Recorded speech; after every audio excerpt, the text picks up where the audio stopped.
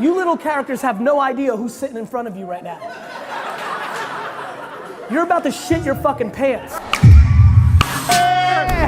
You got your perspective. I just want to be happy. Don't you want to be happy? What I'm going to do is kind of give you guys a little bit about my background, spit a couple things that are on my mind that I think might be valuable for your life, and then hopefully maybe even do a little bit of Q&A with you guys, because I think that matters as well. So it's really fun to be here because when I think back to my childhood and school in general, I have a really interesting relationship with school because I was an atrociously bad student, right? My whole life I got D's and F's, right? And so I'm not so sure how well of an opening line that is for the mentors and everybody else, but I think it's super important for you to hear where I'm going with this. It doesn't mean that you should go and get D's and F's and things of that nature, but what I'm gonna speak to you about is where I come from, what got me to where I am today, and that's not predicated on how successful I am financially or reputation-wise. I sit in front of you today as a 43-year-old man who's extremely happy. And happiness to me needs to become the thing that everybody tries to achieve, whether they're sitting here or they're sitting back there, even though they're much further along. So I was born in the former Soviet Union. I was born in a small country called Belarus, which was part of the Soviet Union near Russia and that part of the world, near Poland. I came to America when I was 3. We were unbelievably poor. I lived in a studio apartment in Queens from the ages of 3 to 6 years old. That was literally the size of the stage that I'm on now with 5 other family members.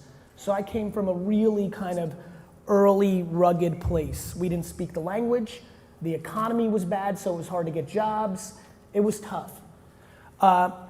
The only thing my parents knew was like to try to get different jobs. One of the jobs that my dad got was to work at a liquor store.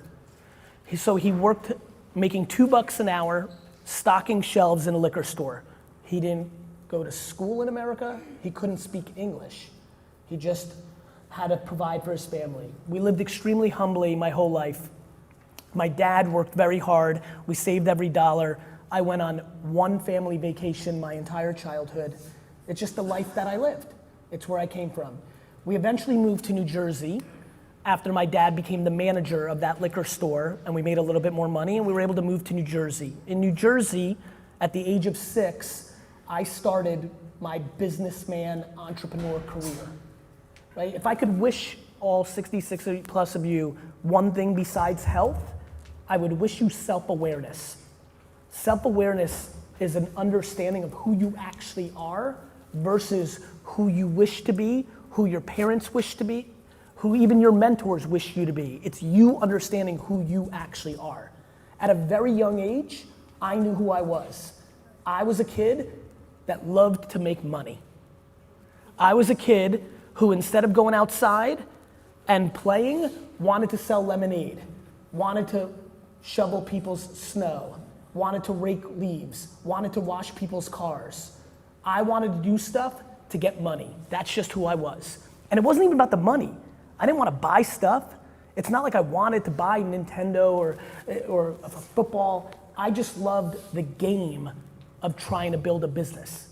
The same way you might love playing a video game or playing a sport or reading, or I don't know what you love, but what I loved was having a business. Now, right now in America, like being an entrepreneur, having a business is cool. When I was growing up and I was your age, it was not. The only way out of my tough situation was to go to a great college that would help me get a job. That's what I grew up with. That's what they grew up with. There was one path in America that everybody was talking about, which is get a great education to your way out. Now, that worked for a lot of people. And by the way, it's gonna work for plenty of you as well. I'm sure many of you in this room wildly understand that you are quite fortunate to be within this ecosystem, and it's going to give you opportunity.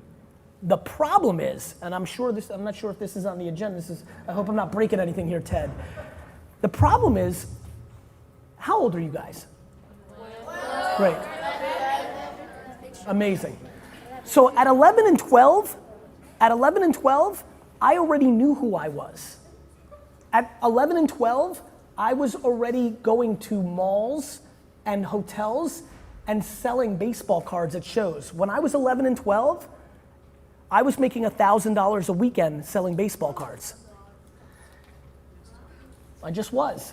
How? I had no money. My parents had no money. What did I do? When it snowed, I went to people's houses, rang their doorbell, and asked them to give me $1 to $5 to shovel their yard, and they said yes, and then I worked for 30 minutes, shoveled somebody's yard, got $5. Or in the summer, I got lemonade, I set up, I did a lemonade stand. Like, I did things. I didn't have the internet. There was no internet for me. How many of you have a smartphone? You guys have Instagram. You guys have Twitter. You have the internet. Thank you. Like, I didn't have that. What I had was my neighborhood in New Jersey, and I could hustle and make money, and I saved. And in the same way for you guys now, people care about things like Yeezys and Supremes and stuff of that nature. When I was in your age, that was baseball cards. Everybody in my class wanted cards. They wanted sports cards. They wanted Greek Freak rookie cards. They wanted Steph Curry rookie cards. They wanted that, right? So I took the money that I made from shoveling snow and lemonade, and I started buying cards, and I'd buy somebody's card for $2, and I'd sell somebody in class for $4, and I worked slowly and surely and every day. And by the time, it's crazy to look at you, because you guys look young as hell to me right now. To look at your faces and realize I was already doing baseball card shows for real and making that kind of money. What's crazy is you have a much bigger advantage over me. You do actually have Instagram. You do actually have Twitch. You do actually have YouTube. You have that. I didn't. And so I sit and look at you. I laugh when people think like that you're so blessed to sneak into this little group and that educate. That's great and that's right. And a lot of the human principles and friendship and stuff of that nature. Ted's right. I promise you something right now, and this is going off the script again. You actually having a friendship with the kid to the left and right of you is gonna matter a hell of a lot more when you're older than the reading level you're at, or if you learn calculus eventually.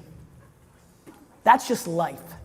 That's how I see life. Now, that's for me, because I was self-aware, because I wasn't a good student, and because that's what I was. Some of you may be geniuses in science. You may fall in love with reading because you never did it before. That's you. You need to be you. But let me tell you this, the hardest thing at this age is to be you and not let other people's voices into your head to factor into who you should be.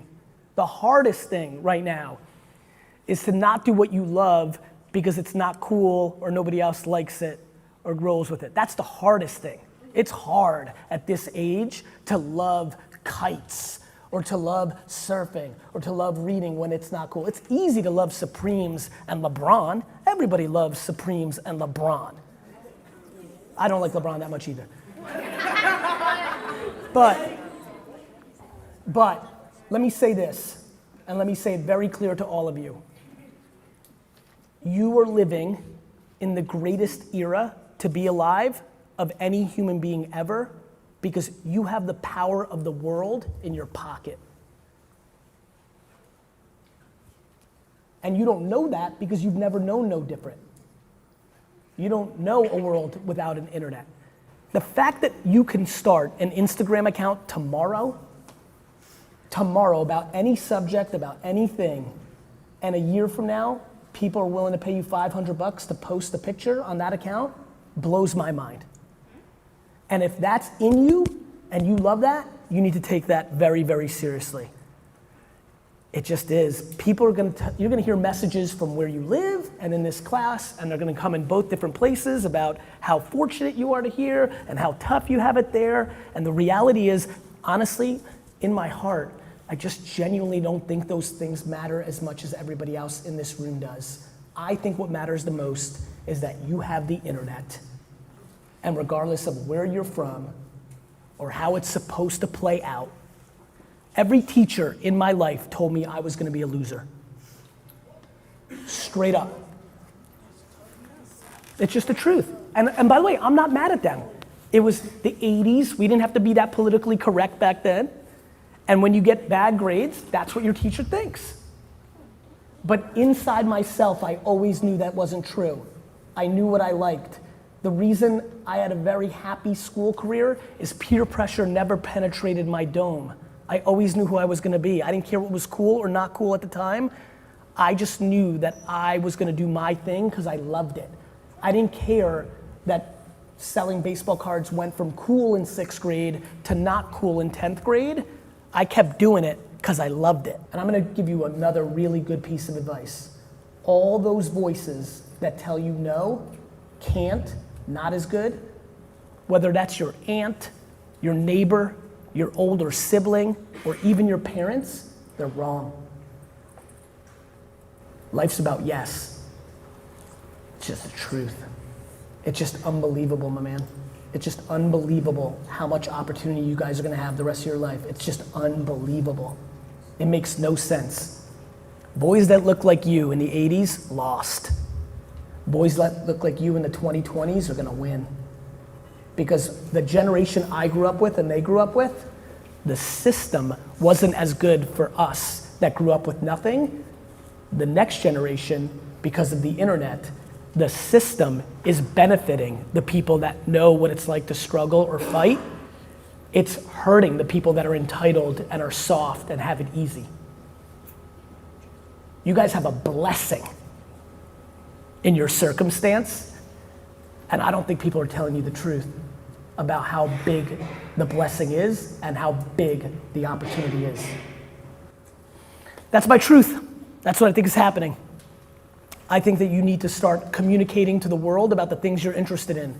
The reason most of you haven't started an Instagram account or put out more content is because you're worried about what other people think, or if you don't get enough likes, or all that other crap that everybody worries about. It's called insecurity. You actually worry about what the other person sitting next to you thinks. I understand it, I respect it. 99% of the people live life that way.